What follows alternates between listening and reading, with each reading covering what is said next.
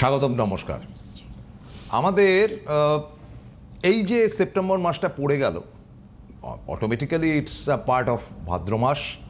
সেপ্টেম্বরের 16-17 তারিখের পর থেকে আবার আশ্বিন মাস শুরু হচ্ছে, অর্থাৎ পুজোর মাস বলা হয় ভাদ্র আশ্বিনকে। তো যাই হোক, তো এই ভাদ্র মাসের কানেকশানে যেগুলো থাকে আর কি, অনেক সময় আশ্বিন মাসের কিছুটা পড়ে যায়, তিথির ব্যাপার আছে। তো এবার অনেকটা এগিয়ে এসছে, দুর্গাপুজো এগিয়ে এসছে, একমাত্র বিশ্বকর্মা পুজো ছাড়া আর বোধহয় কার্তিক পুজো ছাড়া বাকি সমস্ত কিন্তু এগিয়ে এসছে।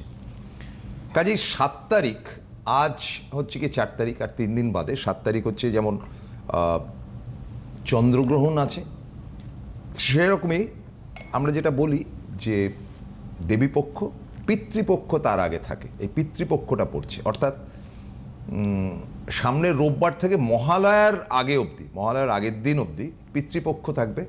এবং এটা অশুভ, এটা এই ব্যাপারে যে কোনো জ্যোতিষ, যে কোনো পুরোহিত প্রত্যেকেই বলবে অশুভ সময়, যার জন্য পিতৃপুরুষদের জল দিয়ে বিদায় করা হয়। এবং তারপরে শুরু হয় মহালয়া, এবং Mahalaya is a very powerful, কারণ দেবীর আগমন, মানে দেবী মানে হচ্ছে শুভ শক্তির আগমন হচ্ছে, সবাই আমরা তাই বলি। তাহলে শুভ শক্তির আগমন মানে অশুভ শক্তির বিদায়। তার মানে আমরা যতই বলি পিতৃপক্ষ, তাহলে সেটা অশুভ শক্তি ছিল, তাহলে তো শুভ শক্তি দেবীর আগমনের সঙ্গে সঙ্গে হবে কি করে? নর্মালি আপনারা নিজেরাই বিচার করুন, আর বিচার করুন শ্রীময়ীর কথা, যে ভুল বললাম কি? Carry on. না, একদমই নয়। নমস্কার বন্ধুরা, আমি শ্রীময়ী, সকলে ভালো আছেন আশা করি। হ্যাঁ, যেটা হচ্ছে যে এই পিতৃপক্ষ, যেটা এখন শুভ অশুভ, হ্যাঁ অবশ্যই না, পিতৃপক্ষটা খুব একটা শুভ জিনিস তো সত্যিই নয়, কিন্তু এটা মানে মাইনাস টাইম এটাকে মনেই করা হয়। তবে এই মাইনাস টাইমটাকে কাজে লাগানো হয় নেগেটিভিটি লাইফ থেকে কাট ডাউন করার জন্য, অর্থাৎ মাইনাসে প্লাস করবার চেষ্টা করা হয়। এই সময় যে সমস্ত মাইনাস ক্রিয়াগুলো হয়, ধরুন আপনার বাড়িতে কোনো নেগেটিভ এনার্জি রয়েছে, আপনি দীর্ঘদিন ধরে সেটা ফিল করতে পারেন। তো সেক্ষেত্রে আমরা যেটা করি অ্যাস্ট্রোলজাররা, যেমন বাস্তু ভিজিট আমরা করি, বাড়ির কোনখানে নেগেটিভ এনার্জি রয়েছে সেটা আমরা খুঁজে বার করবার চেষ্টা করি, এবং সেটার সম্ভাব্য যেটা সমাধান সূত্র সেটা মানে গাইড করে দেওয়া হয়, এবং ক্রিয়াকর্ম সেক্ষেত্রে করে দেওয়া হয়, সেটা both Indian western what ever it is. তো আমার যেটা উদ্দেশ্য সেটা হচ্ছে আপনাকে বেনিফিট দেওয়ানো। সুতরাং বেনিফিট দেওয়ানোর জন্য ইন্ডিয়ান ওয়েস্টার্ন বৈদিক আমি কোনো থিওরিতে ওরকম আটকে থাকি না, এটুকুই বলবো। তো সুতরাং ধরুন কারোর সাউথ ওয়েস্টে গন্ডগোল রয়েছে, কারোর রয়েছে আপনার দক্ষিণ পূর্ব দিকে, অর্থাৎ অগ্নিকোণে দোষের কথাটা প্রসন্দা বাস্তু রিলেটেড আলোচনায় আমাদের এখানে খুব একটা শোনা যায় না। যে আমার ঈশানে বাথরুম নিয়ে দেখবেন সব হই হুল্লোড় চলছে, সাউথ ওয়েস্টে নৈরিতে প্রবলেম সেটা নিয়েও চলছে, কিন্তু ঈশানে গন্ডগোল থাকলে আপনার কেরিয়ারে কিছুতেই গ্রোথ হবে না। আপনি লড়াই করে যাবেন সারা জীবন, 5 টাকা আসবে, 25 টাকা খরচা হবে, তো সেটাকে তো গ্রোথ বলে না। আমি এরকম একটা দেখেছিলাম, 2 ভাইয়ের একটা এক্সাম্পল, অনেক পুরনো কেস হিস্ট্রি, আমি যেহেতু আমার রিটার্ন থাকে ডায়েরিতে আমি সেই হিসেবে বলতে পারছি। 2 ভাই এলেন বাস্তু দেখাতে। এবার হচ্ছে কি, আমি দেখলাম 2 ভাইয়েরই মানে একজনের কারবার তো মানে একদম পুরো শেষ, ধার দেনা তিনি তার গলা অবধি দেনা, অথচ তার মানে বাবার সময় রমরমা বিজনেস ছিল। তো এবারে হচ্ছে এই গন্ডগোল, এবং যিনি মেজো ভাই মানে ছোট ভাই, তারও দেখছি বেশ কিছু গন্ডগোল, মানে তার টাকা আসছে, তার ধার দেনা হচ্ছে, মানে এখান থেকে টাকা এনে তিনি এখানে শোধ করছেন, এখান থেকে টাকা এনে এখানে শোধ করছেন, মানে কেসটা এই চলছে। মানে খানিকটা দেখবার পরে আমি বললাম, আপনারা কি বাড়ি পরিবর্তন করেছেন? মানে বাবা যে বাড়িতে থাকতেন আপনারা সেই বাড়িতে? বলে হ্যাঁ, ওটা পুরনো এরকম একটা নর্থ ক্যালকাটা জায়গা বলেন, ওখান থেকে আমরা এরকম একটা সাউথের দিকে একটা বাড়িতে আমরা একটা ফ্ল্যাট আমরা নিয়েছি, পাশাপাশি ফ্ল্যাট, দুজনের 2 উইঙ্গে ফ্ল্যাট। ঠিক আছে, আপনি একদিন আসুন তাহলে দেখুন কি ব্যাপারটা হচ্ছে। এবার দেখতে গেলাম, বড় ভাইয়ের বাথরুম যথারীতি ঈশান কোণে, এবং যা ডিজাস্টার আমি বললাম। এবার কামিং টু ছোটো ভাইয়ের দেখলাম সব ঠিকঠাক আছে। এবার বললাম যে ঠিক আছে আপনার বাথরুমটা দেখি, কিন্তু বাস্তুতে বাথরুমে একটা বড় ভূমিকা পালন করে। এবার দেখলাম সাউথ ইস্টে তার বাথরুম, মানে তার উইঙ্গে সমস্ত টয়লেটসগুলো যেরকম হয় পাইপলাইন ফ্ল্যাটে, সমস্ত হচ্ছে সাউথ ইস্টে। অগ্নিকোণ, যেটা আমাদের কর্নার অফ ফায়ার, সেখানে আপনি আগুনের জিনিসপত্র রাখতে পারেন, ফায়ার এলিমেন্ট রাখতে পারেন, অগ্নি এবং বিদ্যুৎ রিলেটেড জায়গা রাখলে আপনার ফিনান্সটাও ডেভেলপ করে। আগুনে আরেকটু আগুন দিয়ে দিলেন, তো ফিনান্সের সাথে ফায়ারের একটা বড় সম্পর্ক রয়েছে এবং সেইখানে তার বাথরুমের নোংরা জলগুলো পড়ছে। এবং আপনি যদি পৌরাণিকও ধরেন, যেখানে অগ্নিদেবের অবস্থান সেখানে যদি আপনি তার বাথরুমের নোংরা জল আপনি ফেলেন, তিনি কি সন্তুষ্ট হবেন? না, কখনোই না। একদমই না।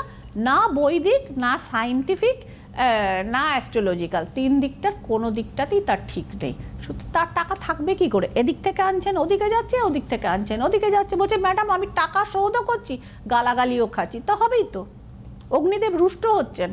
সুতরাং কিছুতেই ফাইন্যান্সিয়াল স্টেবিলিটি আসতে পারে না। তাদের কি বলবো, বাড়ি ছেড়ে দিয়ে চলে যান, যাই হোক হোয়াটএভার, সেটা তো আর হয় না। সেটা রিকভারি করা হলো, তারপরে আস্তে আস্তে আস্তে আস্তে, হ্যাঁ ছোটো ভাইয়েরটা একটু তাড়াতাড়ি হলো, 6-8 মাস সময় লাগে, বড় ভাইয়েরটা রিকভারি করতে প্রায় বছর দেড়েক টাইম লেগেছিল। ওকে, হ্যাঁ, কিন্তু রিকভারি করে দে আর হ্যাপি নাও, দে আর হ্যাপি নাও। বিজনেস তো এখন ঠিকঠাক চলছে, অতখানি ডুবেছিল। সুতরাং মানে বড় ভাইয়ের এমন অবস্থা, মানে তাকে বাড়ির লোক পাহারা দিয়ে রাখতো যে ধার দেনাতে তিনি কোন দিন না আত্মহত্যা করেন, না এইরকম ফাইন্যান্সিয়াল ক্রাঞ্চেস চলে এসেছিল। যাই হোক, সেই বাস্তু রিকভারিটা এই কাজে, ওই বললাম এই পিতৃপক্ষে, মানে এটা আমি গত বছরের ঘটনা বলছি, যে মোটামুটি সরি তার আগের বছরের কথা বলছি, এটা মানে 23-এর কথা বলছি। তো সুতরাং এই জিনিস দুটো করেছিলাম, যে এই অগ্নিকোণের গণ্ডগোল দেখবেন প্রচুর মানুষ যাদের দেখবেন টাকাটা হয়তো মানে আর্নিং হচ্ছে কিন্তু ঠিকঠাক যাচ্ছে না। আপনি দেখুন তাদের বাড়ির ফায়ার এলিমেন্টগুলো তারা কোন দিকে রয়েছেন। অনেকেই দেখবেন উত্তর দিকে রান্না করছেন, তো উত্তরের দিক হচ্ছে আমাদের হচ্ছে নর্থের দিক, মানে জলের দিক, অ্যাকোয়ার দিক, সেইখানে আপনি আগুন জ্বালিয়ে দিচ্ছেন, জলস্তর ভেঙে যাবে, আপনার ফিনান্সিয়াল মারাত্মক ক্রাঞ্চেস হবে। সিঁড়ির তলায় রান্নাঘর, আজকাল প্রচুর ফ্ল্যাটে দেখবেন প্রসূনদা সিঁড়ির তলায় ইলেকট্রিকের সমস্ত মানে মিটার ঘরগুলো থাকে, এবং সেই সমস্ত আজকালকার দিনে না, এটা আগেও আমি দেখেছি, আগে ছিল কিন্তু তুলনায় তবু আরেকটা দিক ছিল। এবং আমি দেখেছি যে আগেকার দিনের পুরনো দিনের কলকাতার বহু বাড়িতে সিঁড়ির নিচে কিন্তু রান্নাঘর থাকে, মানে ওই এটা রান্নাঘর ঠিক না, মানে ওখানে রান্না বান্না হয়েছে, পরে অনেকগুলো ভেঙে হয়তো প্রমোটিং হয়ে গেছে বা ফ্ল্যাট হয়ে গেছে, দ্যাট ইজ ডিফারেন্ট। এবং সেক্ষেত্রে দেখবেন যে বাবা ঠাকুরদা হয়তো বিশাল চাকরি করতো বা বিশাল ব্যবসা করতো, তাদের ছেলেমেয়েরা অতি দারিদ্র্যে বাড়িটা বিক্রি করে দিতে বাধ্য হয়েছেন, এরকম জিনিস। এবং পুরনো কলকাতার কথা যেহেতু বললেন প্রসূনদা, আরেকটু মানে জিনিস আমি দিচ্ছি, সে দেখবেন ঢুকেই কলঘর, মাঝখানে একটা বিশাল চৌবাচ্চা। আমি প্রচুর পুরনো কলকাতার বাড়ি বাস্তু করতে গিয়ে দেখেছি, এবং বাড়ির ব্রহ্মস্থলে সেখানে বসে বাড়ির পুরুষ মানুষরা তারা বসে বসে গামছা গেঞ্জি এবং ইত্যাদি নানা রকম তারা ওখানে বসে বসে কাচ্ছেন, ব্রহ্মস্থলে বসে আপনি অন্তর্বাস কাচ্ছেন। তার থেকে খারাপ এটা আর কিছুতে হতে পারে না। মানে সেই বাড়িতে দেখবেন অসুখ বিসুখ এটা লেগেই আছে। এবং আরেক জিনিস, বাস্তু বেডরুমের বাস্তু অনেক দেখেছি, দেখতে গেলে বাথরুম বেডরুম কোনোটাই তো বাদ যায় না, সব কটাই দেখতে হয়। একজনের বাড়িতে আমি গিয়ে মানে অন্য কোথাও কিছু পাচ্ছি না, মানে গন্ডগোল হওয়ার মতো, অথচ মানে স্বামী স্ত্রীতে ধুন্ধুমার ছেড়ে, আপনি বলছেন যে ডিভোর্স হয়নি কেন না, স্বামীটি বড় ধরনের চাকরি করেন, স্ত্রীরও বাপের বাড়ি ব্যাকগ্রাউন্ড খুব ভালো, সুতরাং দুই বাড়ি থেকেই প্রেশার দিচ্ছে, না ভাই বিয়ে ভাঙা চলবে না, হ্যাঁ আমাদের নাক কাটা যাবে, সোসাইটিতে মুখ দেখাবো কি করে, এই জন্য তারা স্বামী স্ত্রী হিসেবে বসবাস করছেন। এবার দেখলাম সেখানেও কিছু গন্ডগোল দেখতে পেলাম না, ভাই খাটটা তুলুন, তারা ওই সেই খাট সুইচ টিপে তুলে দিলেন। প্রসূনদা খাটের অবস্থা দেখে আমার মাথা খারাপ হয়ে গেল। সেখানে আপনার সেই দাদুর আমলের পুরনো ভাঙা রেডিও, সেই আমলের ব্যাটারি, পুরনো বন্ধ হয়ে যাওয়া ঘড়ি, মানে ওই বললাম torch, everything was there, everything. আপনি বিছানার মধ্যে সারাদিনে পরিশ্রান্ত হয়ে আপনার স্বামী স্ত্রী আপনার সন্তান নিয়ে, বা ধরুন শুধু স্বামী স্ত্রী আপনারা যেখানে শুতে আসলেন, সেটা তো একটা শান্তিস্থল হওয়া উচিত। সেইখানটা যদি আপনি ফায়ার এলিমেন্ট এবং বন্ধ জিনিসপত্র সেখানে আপনার রেখে দিয়ে ওটাকে একটা গুদম করে দিয়েছেন, তার উপরে দুজন শুচ্ছেন, মানে বন্ধ ঘড়ি আপনাদের সম্পর্কও বন্ধ করে দিচ্ছে, আর বাকি ফায়ার এলিমেন্টগুলো ওই দুজনের ওই শুতে আসলে হয়তো শাশুড়ি বলছেন, মা দেখো তো এরা তো আমাদের সামনে যখন খেয়ে দিয়ে গেল তখন শোয়ার ঘরে ঢোকার পর দুজনে চিৎকারটা পাই কেন, মানে আমাকে অ্যাকচুয়ালি শাশুড়িই ডেকেছিলেন যে আমরা এর থেকে রেহাই চাই, আমরা চাই ছেলে বউ সুখে সংসার করুক। তো সেক্ষেত্রে তখন যে বিছানার মধ্যে যারা সব ফায়ার এলিমেন্ট নিয়ে ঘুমোয়, তো সেখানে শান্তি কোথা থেকে আসবে? তো মানে here is the solution of the বাস্তু, মানে এটা বাস্তু স্পিক্স প্রসূনদা, বাস্তুটা যদি সঠিকভাবে করা হয় তো সেক্ষেত্রে মানুষের সবাই টাটা বিড়লা বা আম্বানি না হলে মানুষ একটা পিসফুল না, লাইফ, বরং উল্টোটাই আমি হ্যাঁ, বলবো যে এবং টাটা সমৃদ্ধশালী বিড়লা জীবন বা একটা করতে পারে। আম্বানি এরা মানে বড় বড় বিজনেস হাউস, কর্পোরেট হাউস, এরা কিন্তু ভয়ঙ্কর রকম বাস্তু মেনে তাদের মারাত্মক লেভেলে, ব্যবসাপত্র করে। মারাত্মক লেভেলে। এই যে ধরুন মুকেশ আম্বানি 27 তলা বাড়ি, হ্যাঁ। হ্যাঁ 2+7 = 9, এবং মানে তার জীবনে অনেকগুলো জিনিস আছে যেটা তিনি 9 সংখ্যাকে তিনি বেস করে করেছেন, অর্থাৎ নাম্বার অফ মার্স, মঙ্গলকে ব্যবহার করে তিনি করেছেন। মঙ্গল কি করে? আমাদের জীবনে মানে সম্পদের বৃদ্ধি করে। আপনার যদি লাইফে মঙ্গল ঠিক না থাকে, আপনি কোনোভাবে সম্পত্তির মালিক হতে পারবেন না, অসম্ভব। মানে মঙ্গল মানেই শুধু বিবাহে ভৌম দোষ আর বিয়েতে গন্ডগোল, সেটা না। মঙ্গল সম্পত্তির কারক, মঙ্গল পেট্রোলিয়াম সেক্টরের কারক। মুকেশ আম্বানির মেইন সোর্স অফ ইনকাম কি দেখুন, জামনগরের তার ওই পেট্রো সেক্টরটা। তো সুতরাং সেখান থেকেই তার বেসিক উত্থান। তো সুতরাং তার উত্থানের মূলে রয়েছে মঙ্গল। রাহুর এপিসোডটা নিয়ে আমি আরেকটা দিন আসবো, যে কিভাবে রাহু তাকে তুলে নিয়ে গেছে। তো একই সমান সম্পত্তি তো অনিল আম্বানিও পেয়েছিলেন, রাখতে পারেননি কেন? সাংঘাতিক খারাপ অবস্থা এখন এই সাংঘাতিক, মাঝখানে একটু সিবিআই ফিবিআই হয়ে হ্যাঁ। তো সুতরাং ওই যে জায়গাটা বললাম, দুই ভাই যারা একই সম্পত্তি পেয়েছিলেন, কিন্তু এবং অনিল আম্বানি তো তার 500 কোটি টাকার বাবার অ্যাবোর্ড হাউসটাও পেয়েছিলেন, হ্যাঁ, মানে এক্সট্রা প্রাপ্তি তার মায়ের কল্যাণে। মা ওটা বলেছেন ঠিক আছে উসকো ছোড় দো। মুকেশ আম্বানি বাধ্য রামচন্দ্রের মতো বলেছিলেন হ্যাঁ ঠিক আছে, মাতৃ আজ্ঞা, ঠিক আছে, তো ছেড়ে দিয়েছিলেন অ্যাবোর্ড হাউস। তারপর অ্যান্টেলিয়া 15,000 কোটি টাকার বাড়ি, ভারতবর্ষের সব থেকে দামি বাড়ি। মঙ্গলের ব্লেসিং ছাড়া এই জিনিস হয় না। আমি চলে আসি এবার দ্বিতীয় পার্টটা, যেটা অত্যন্ত এসেনশিয়াল, যেটা নিয়ে আলোচনার ব্যাপার থাকে। দেখুন, আমাদের তো অনেকগুলো কালী পুজো হয় প্রতি মাসেই, অমাবস্যা যেটা থাকে একদম। আমরা যেটা দেখি সেটা হচ্ছে গিয়ে শ্যামা পুজো, অর্থাৎ কিনা যেটা পাড়ায় পাড়ায় মন্দিরে বা কারুর বাড়িতে রক্ষা কালী পুজো, যে একেবারে যেটা দুর্গা পুজোর পর বা লক্ষ্মী পুজোর পর যেটা আসে, সেটা তো নর্মাল কালী পুজো। এবার ব্যাপার হচ্ছে যে বিভিন্ন ধর্মীয় স্থানে গিয়ে প্রতিকার প্রতিবিধানের যে কাজকর্মগুলো হয়, সেটা আমার ধারণা যে কালী পুজো, যেটা মেন কালী পুজো, তাতে হয় না। দীপান্বিতাতে হয় না মানে হচ্ছে সবার পাড়াতেই তো পুজো হচ্ছে। এবং আমি শুনেছি এটাও যে এই সময়টা তারাপীঠে ওই কালী পুজোতে তেমন ভিড়ই হয় না, যে ভিড়টা কিন্তু এই কালী পুজোতে পাড়াতে। হ্যাঁ, কারণ এগুলো পাড়াতে হচ্ছে যে যার নিজের পাড়াতে পুজো করে নিচ্ছে, আচ্ছা আবার কে তারাপীঠ যাবে, দরকার নেই। জ্যোতিষীদেরও তাই, যে খুব একটা কালী পুজোর দিন, কারণ তাদের নিজেদের বাড়িতেই পুজো থাকে। আমার ব্যক্তিগত জায়গাটা হচ্ছে প্রসন্ন, আমার বাড়িতে মাতারা আছেন সবাই জানেন। সেই পুজো সমাপন হওয়ার পরে আমি কিন্তু মানে রেগুলার বেসিসে কালীঘাটের শ্মশান কালীমার কাছে যেতাম। হ্যাঁ, তো যাই হোক, এটা তো আপনার উইদিন ক্যালকাটা বলে আপনি এটা পাচ্ছেন, উইদিন ক্যালকাটা। এবং শ্মশান কালী তো সর্বত্র নেই।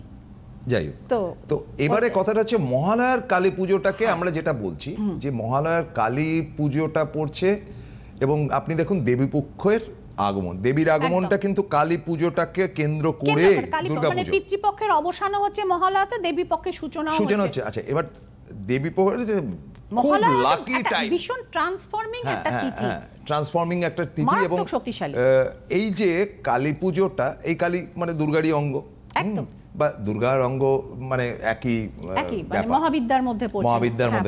এবার আপনি দেখুন কালী পুজোটা হচ্ছে মহালয়ার দিন, এবং দেবীপক্ষের আগমন, বহু জায়গায় পুজো উদ্বোধন হয় মহালয়াতে, হয় না? হয়, মহালয়া থেকে চতুর্থীর মধ্যে ব্যাপারগুলো হয়ে যায়। মুখ্যমন্ত্রী তো ফিতে কাটতে শুরু করে। হ্যাঁ, একদম। তো যাই হোক, তো এটার ইতিবাচক দিক কি একটু যদি ইতিবাচক দিক হচ্ছে, মানে আপনি স্টার্ট করছেন আর কি। হ্যাঁ, মানে যেটা হচ্ছে আমার মতে সেটা হচ্ছে যে পিতৃপক্ষের অবসান হচ্ছে পিতৃপুরুষদের বছরের মতো জলদান এবং তিল তর্পণ, যেটাতে পিতৃপুরুষরা সন্তুষ্ট হন, পিণ্ডদান নিয়ম অনুসারে, সেটা গঙ্গার ঘাটে গিয়েও করেন, কেউ তার বাড়ির মানে কাছাকাছি ডেস্টিনেশন থেকে করেন, কিন্তু জলটা সেখানে অবশ্যই থাকতে হয়, পিতৃপুরুষকে জলদানের ব্যাপার থাকে। তো সুতরাং সেটা দিয়ে তাদের মোটামুটি বলা হয় যে এবছরের মতো তোমরা এসো, আবার নেক্সট ইয়ারে আমরা অবশ্যই তোমাদের জলদান পিণ্ডদান যেটা করা হয়। এবং এই যে অশুভ শক্তির মানে একটা মনে করা হয় যে আমাদের লাইফ থেকে এক বছরের মতো চলে গেল, এবং শুভ শক্তির আগমন হচ্ছে দেবী মা আসেন, মহালয়া আগমনটা শুরু হয়, এবং 9 দিন ধরে এই যে নবরাত্রির বিধান প্রসূন্দা, এবং বেশ কিছু কাজ থাকে যেটা ধরুন সারা বছর অনেক সময় আমাদের ইচ্ছে থাকলেও, বা ধরুন ক্লায়েন্ট এসে বলেন ম্যাডাম আমার প্রচণ্ড ক্রিটিক্যাল কাজ হচ্ছে না, একটা আমরা অম্বুবাচী পাই 4 দিনের তিথি, হ্যাঁ, কিন্তু দেবী পক্ষটা হচ্ছে টানা 9 দিনের তিথি, কিছুতেই কেরিয়ার ঠিক করা যাচ্ছে না, হয় বাস্তুর প্রবলেম, না হলে অন্য কিছু, অথবা কেউ গুপ্ত শত্রুতা করছে, হোয়াট এভার ইট ইজ, বা তার গ্রহ সাংঘাতিক কিছু একটা গণ্ডগোলের জায়গাতে রয়েছে, এই যে কোনো কারণেই হোক।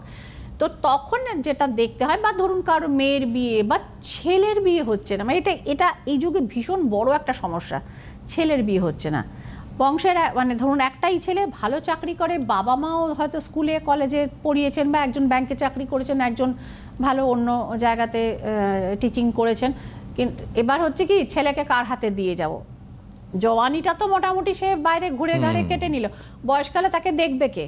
তো সুতরাং এই যে জায়গাগুলো বাবা মাদের মনে তৈরি, অথচ হচ্ছে না। অনেক সময় দেখা যায় কেউ কারোর বিয়েতে ব্লক করে রেখেছে, আটকে রেখেছে, হ্যাঁ, কেরিয়ারে ব্লকেজ, গ্রহগত ব্লকেজ যা আছে, কেউ দুষ্কর্ম আর কি দ্বারা, অর্থাৎ নেগেটিভ এনার্জিতে তাকে ব্লক করে রাখা আছে। তো সেই জায়গাগুলো থেকে কিন্তু এই যে মহালয়াতে কাজটা শুরু হয়, এবং প্রসূন্দা এই টানা 9টা দিন, এই যে নবরাত্রি, মা চন্দ্রঘণ্টা, মা কুষ্মান্ডা, মা ব্রাহ্মণী, এই যে পরপর নবদুর্গা যে রূপগুলো আছে, এইগুলোর মধ্যে দিয়ে এভরিডে পুজো করে, ক্রিয়াকর্ম করে, পুজো পাঠ করে এই ক্রিয়াগুলো করে দেওয়া হয়, এবং হ্যান্ডওভার করে দেওয়া হয় মোটামুটি লক্ষ্মী পূর্ণিমার আগে পরে। তো সুতরাং প্রচুর মানুষ এই ক্রিটিক্যাল সমস্যা থেকে কিন্তু তার ফলে, কারণ এই টাইম স্পেন্ড একটা বড় ব্যাপার। নবরাত্রি বছরে 4টে নবরাত্রি পড়ে, একটি হয় বাসন্তী পুজোর সময়, যেটা অরিজিনাল আমাদের দেশের প্রাচীন পুজো, তখন একটা নবরাত্রি পাওয়া যায়, ওটা একটা খুব কঠিন ক্রিয়াকর্ম হয়, এবং রামের জন্ম, হ্যাঁ রামনবমী, রামচন্দ্রের জন্ম, এবং তার পরেরটা আছে যেটা রামের অকাল বোধন, রাবণ বধের, আমাদের সামনেই যেটা আসছেন, মা দুর্গা আসছেন। এটা ছাড়া বছরে 2টো গুপ্ত নবরাত্রি পড়ে। এই 4টে তিথিতে প্রসূন্দা আপনার যে কোনো রকম শক্তিশালী তন্ত্রের প্রয়োগ বলুন, গুপ্ত প্রয়োগ বলুন, এবং কারোর লাইফে ব্লকেজ দূর করা বলুন, বা মানে ব্লকেজ বলতে কি রকম ধরুন? ব্লকেজ বলতে ওই যে বলুন, ধরুন মানে হয়তো গ্রহগত হচ্ছে না, বা হচ্ছে না, আটকে যাচ্ছে, বা আটকে রাখা হয়েছে, কেউ বা কারা সেটা, সে অবশ্যই পরিচিত লোক করবেন, যাকে চেনে না শোনেন তাকে ব্লক করতে কে যাবে, কেউ যাবে না। তো সুতরাং সেটা আত্মীয়ের মধ্যে হোক, বন্ধুর মধ্যে হোক, কারোর সাথে ডিভোর্স হয়ে গেছে, তার পূর্বতম স্ত্রী তার লাইফে ড্যামেজ করে দেয়, যে ভাই এমন একটা কাণ্ড কারখানা করবো তোরা জীবনে বিয়েই হবে না, হলেও টেকাতে পারবি না, প্রচুর জায়গায় হয়। তো এটা মেয়েদের দিক থেকেও হয়। তো সুতরাং এইগুলো ধরা পড়ে ট্যারো এবং ওরাকেল কার্ডসে, এবং কে করেছেন না হলে অন্তত একটা বয়স মোটামুটি একটা, যাই হোক হোয়াট এভার, ডিটেলে এর থেকে আর বেশি এখানে বলা যাবে না। তো সুতরাং এইগুলো কিন্তু বলে এই শত্রুতার এবং ইভিল এনার্জি দিয়ে আপনার যে রাস্তা ব্লক করে দেওয়া আছে, সাফল্যের রাস্তা, সোজা কথা, যে কোনো কিছুতে সাকসেসের রাস্তা যদি ব্লক করে দেওয়া থাকে, এটা কিন্তু খুব স্ট্রংলি কাটিয়ে দেওয়া যায়। আচ্ছা, তো সেটা কি সেই দিনটা হচ্ছে গিয়ে মহালয়ার দিনটাই? মহালয়ার দিনটা, এবং এই ধরুন বেশ কিছু কাজ করা হয় টানা, এবং মাইনাসটাকে কাটিয়ে তাকে প্লাসে পরিণত করে, প্লাসের জায়গা দিয়ে তাকে তখন জিনিসটা তখন দেওয়া হয়। টানা 9 দিনের কাজ হয়, এবং তার আগে কিছু কাজ তো অবশ্য শুধু মহালয়াতেই হয়। কারণ স্বামী দেখুন, মানে হয়তো 12 বছর সংসার করার পর তিনি অন্যত্র যুক্ত হয়ে গেছেন, এমন জায়গায় যুক্ত না, আপনি জানেন তিনি কিন্তু একেবারে মানে গর্তের দিকে চলেছেন, এই সম্পর্ক তিনি বুঝতে পারছেন না, তিনি অন্ধ হয়ে গেছেন। তো সুতরাং সেক্ষেত্রে তখন কিন্তু আপনি বোঝাচ্ছেন, কাউন্সেলিং করাচ্ছেন, তিনি মানে কোনো ইয়ে নেই, কেয়ারই করছেন না, কিন্তু ড্যামেজটা যখন আসবে তখন কিন্তু পুরো পরিবারের ওপর আসবে। তো এই সমস্ত জায়গাগুলোতে কোনো সময় একসাথে এসে তো এইসব কাজগুলো হয় না। সেক্ষেত্রে আমার ট্যারো কার্ডের যে সিস্টেম রয়েছে, যে যদি কনজুগাল রিলেশন থাকে, স্বামী বা স্ত্রীর অনুপস্থিতিতেই আপনারা এসে এই প্রবলেমগুলো ডিসকাস করতে পারেন, এবং সেটার ক্রিয়াকর্ম বা তার রেমেডিও করাতে পারেন। সেক্ষেত্রে ক্রিস্টাল থেরাপি রয়েছে, মানে জানানোর প্রয়োজন নেই, কারণ ধারণ ছাড়া প্রতিকারটা করা। আপনি যে 2-3টে রাশির কথা বলেছিলেন, যে যাদের একটা পরিবর্তন আসতে পারে পুজোর আগে পরে ওই সময়টা, আপনি ট্যারো কার্ডের মাধ্যমে সেই 2-3টে রাশি পার্টিকুলারলি যাদেরকে খুব নেগেটিভ বলেছিলেন, যদি একটুখানি বলেন। কারণ হাতের টাইম রয়েছে, যখন আমরা একটু আলোচনা করতে অবশ্যই পারি। আমরা আলোচনা যেটা সবসময় আমরা সুযোগ পাই না ফোন ইন প্রোগ্রামে। ফার্স্টে বলেছিলাম আমি কর্কট রাশি। কর্কট রাশির জন্য পরিবর্তন কি হতে পারে পুজোর সময়, মানে খানিকটা সেটা একবার দেখে নিই। পরিবর্তন কিছুটা কর্কট রাশির লাইফে আসতে পারে মহালয়ার পরে, কিন্তু যা করছেন মহালয়ার দিন থেকে শুরু হয়ে আপনি মোটামুটি নভেম্বর পর্যন্ত এটা ধরতে পারেন, যে মানে ওই যে বললাম ব্লকেজ ইত্যাদি প্রভৃতিগুলো কেটে গুপ্ত শত্রুতা, অন্যের মানে সমস্যা তৈরি করা, এইটা সেলিব্রেশন জায়গা দেখাচ্ছে। এবং যারা সম্পর্কে আসতে চাইছেন বা বহুদিন ধরে সম্পর্কে রয়েছেন তাদের কিন্তু সম্পর্ক ম্যাচিওরের জায়গা রয়েছে। পাশাপাশি যারা কর্কট রাশি মানুষরা খুব ক্রিয়েটিভ হন প্রসূনদা, তো সেক্ষেত্রে যারা ধরুন এই বাচিক শিল্পী, অ্যাঙ্কারিং করেন, অভিনয় করেন বা কোনো হস্তশিল্পের সাথে যুক্ত, মানে এদের মধ্যে ক্রিয়েটিভিটিটা বলে না ফুটকে নিকালতা হয়, মানে ও যেটা বলে আর কি হিন্দিতে। হ্যাঁ, তো সুতরাং এদের জন্য সামনে ভালো সময় আসছে।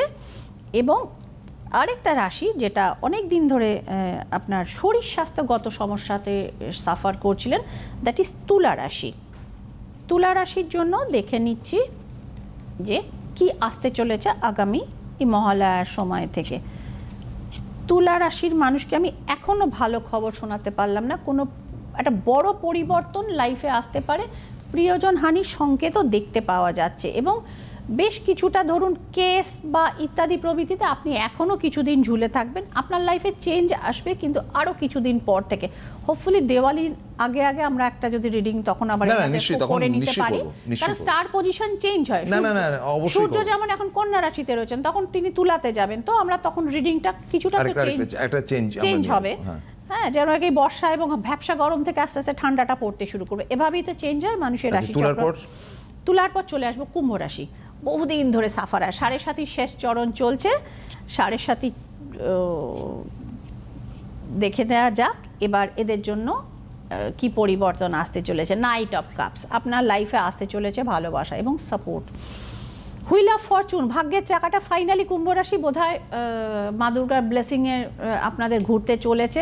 দেখুন wheel of Fortune and the victory card, 6 of wands.